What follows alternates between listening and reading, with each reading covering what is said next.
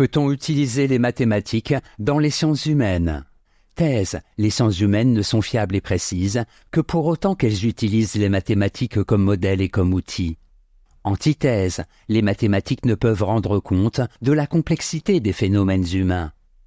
Thèse. Les mathématiques sont un outil pour les sciences de l'homme. En effet, pour s'établir comme science, les disciplines qui s'occupent des faits humains ne peuvent se dispenser des mathématiques. Elles sont un guide fiable dans leur démarche et constituent un instrument précieux. Premier argument, sans mathématiques, il n'y a pas de sciences humaines. Si les sciences humaines se veulent scientifiques, elles doivent s'élaborer en prenant comme modèle les mathématiques. Comme le dit Kant, il n'y a de scientifique dans une science que ce que l'on y trouve de mathématiques. Deuxième argument, les mathématiques permettent de mesurer les faits sociaux. La statistique fournit de précieuses informations. La sociologie, par exemple, considère les faits sociaux selon un point de vue mesurable. Dans son étude sur le suicide, Durkheim s'est inspiré des mathématiques en s'intéressant au pourcentage. L'analyse des résultats lui a permis de trouver des rapports qui n'étaient pas observables spontanément. Toutes les sciences humaines, actuellement, se servent des statistiques. Troisième argument. Les modèles mathématiques éclairent les comportements humains. L'économie, la psychologie, l'histoire ont toutes recours à des données quantifiables. On ne peut, il est vrai, réduire les phénomènes humains à des formules mathématiques. Mais le recours à des modèles mathématiques permet de simplifier et ainsi de mieux comprendre les comportements humains. En bref, on ne peut étudier scientifiquement les comportements humains qu'à condition de les considérer d'un point de vue mesurable. L'utilisation d'outils mathématiques permet de mieux comprendre les faits humains. Antithèse. L'usage des mathématiques est inadapté aux faits humains. En effet, les faits humains ne sauraient être réductibles aux mathématiques. Les sciences humaines ne sont pas des sciences exactes. Le désir, les passions, l'irrationnel échappent à toute mise en formule mathématique. Premier argument, l'irrationnel et le hasard ne sont pas réductibles aux mathématiques. Les comportements humains peuvent être irrationnels. Ils sont souvent motivés par les passions.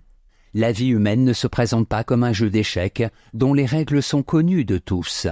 Le rêve cartésien d'une mathématique universelle n'est pas réalisable dans ce domaine. Deuxième argument. Les statistiques ne sont pas fiables. Les statistiques n'évitent pas la confusion entre coïncidence et déterminisme.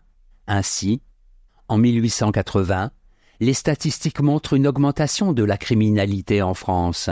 Est-ce parce que l'application de la peine de mort a diminué ou parce que le nombre de débits de boissons a augmenté? Y a-t-il d'autres causes?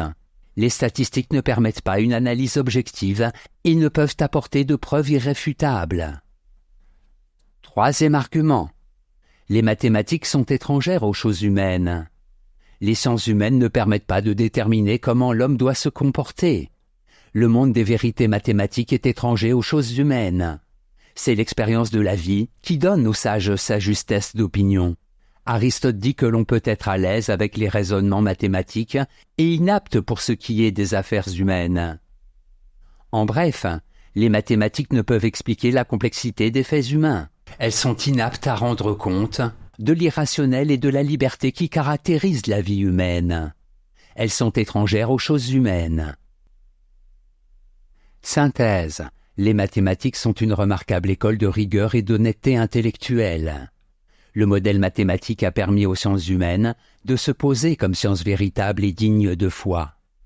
L'utilisation d'un outil mathématique, comme la statistique, a permis à ces sciences de progresser, de découvrir de nouveaux rapports entre les faits et de mieux comprendre les données humaines grâce à des informations vérifiables.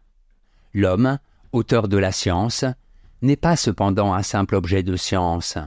La complexité du phénomène humain dépasse le domaine de compétence des mathématiques.